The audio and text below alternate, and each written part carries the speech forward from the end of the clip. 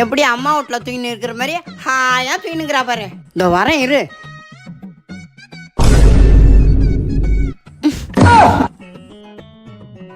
ஐயோ ஐயோ சே, என்னத்தா தூங்கும்போது மேலெல்லாமா போடுறீங்க? நானே 5 மணிக்கு கல்யாணத்துக்கு போயிட்டு இப்போதான் வந்து பார்த்தேன். ஃபங்க்ஷன் போவா, அதுக்கு போவா, இதுக்கு போவா, ஹாயா வந்து தூங்கின்னு இருப்பேன். வீடு துடைக்க மாட்டேன், பொம்பளை அடி நீ. எப்போதும் எல்லா வேலையும் நம்ம தான் செய்வோம். இன்னைக்கு ஒரு நாள் வேலை செஞ்சுட்டுன்னு ஓவராக பேசுகிறாங்க. ஐயோ அம்மா. அங்கே என்னம்மா சத்தம்? தூங்கும்போது டிஸ்டர்ப் பண்ணுங்கிறீங்க?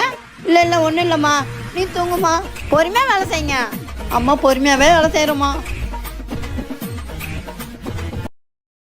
சரியா தூக்கம் இல்லாதனால தலைவலி தாங்க முடியல. என்னத்தா மூஞ்சல விட்டு எறிறீங்க துணியெல்லாம்? பகல்ல தூங்கினா அப்படிதாண்டி போடுவேன். உடம்பு சரியில்லைனா கூட இந்த வீட்டில் செத்த நேரம் உட்கார முடியாது. உனக்கு உடம்பு சரியில்லைனா இவ்வளோ துணி நான் துவைக்கணுமா? போய் துணி துவைக்க போடி. இவங்களுக்கு அப்படியே தாளார மனசு, அப்படியே துணி துவைச்சிட்டாலும் என்ன முணுமுணுத்துன்னு போற? இல்லத்த, இந்த வீட்டையும் உங்களை பற்றியும் பெருமையாக பேசினேன். ஏமா சாப்பிடாம போயிட்டேன்? ஒன்றே எல்லா வேலையும் செஞ்சுன்னு இருக்காத. எல்லா துணியும் எடுத்துனுவா, அம்மா துவைச்சு தரம்மா. சரிம்மா. என் பொண்ணு ஒரு வேலையும் செய்யக்கூடாது, அம்மாவால் தாங்க முடியாதுமா. நமக்கு உடம்பு சரியில்லைன்னா ஒரு நாள் நம்ம துணி துவைச்சு போட மாட்டாங்க. இவங்க மகளுக்குன்னா ஃபோன் அடித்து துணிலாம் எடுத்துன்னு வாங்குவாங்க. இவங்க ஏன் தான் இப்படி பண்ணுறாங்கன்னு தெரியல.